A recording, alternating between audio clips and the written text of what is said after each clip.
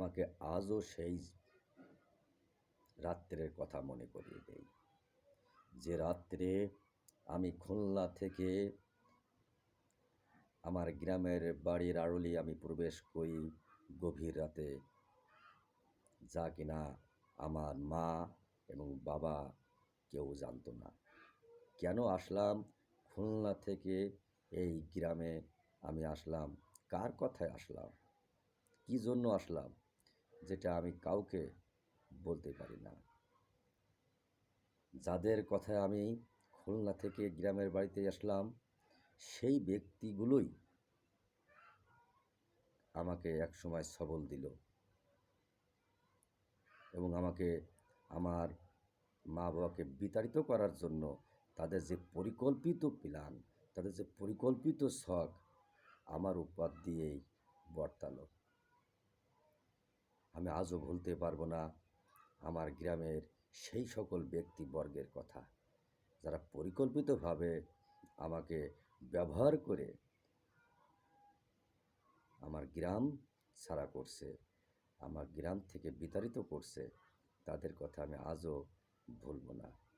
আমি ঈশ্বরের কাছে প্রার্থনা করি, ঈশ্বর তাদের ভালো রাখুক, তাদের মঙ্গল করুক, সেই প্রার্থনা সবসময় করি।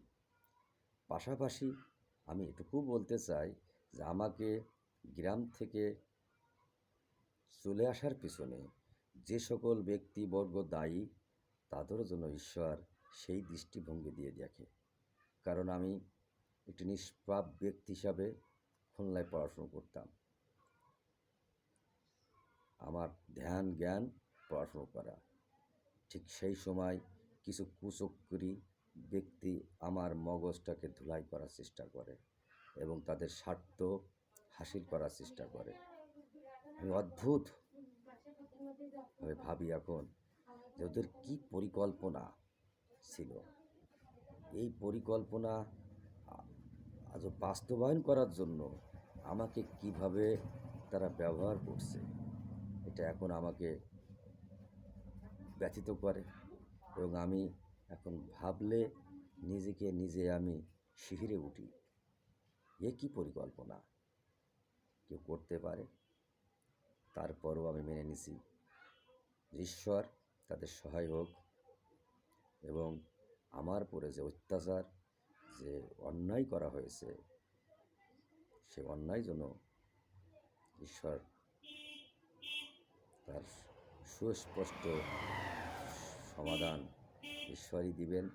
আমি তাদের কিছুই বলিব না, কিছুই বলিও নাই। সে বলার মতো সাহস তখন ছিল না, তাই বলি নাই। এখনও সে সাহস নাই, বলার চেষ্টাও করি না। ধন্যবাদ সবাইকে। সবাই ভালো থাকবেন, গ্রামের মঙ্গল কামনা করি। ধন্যবাদ।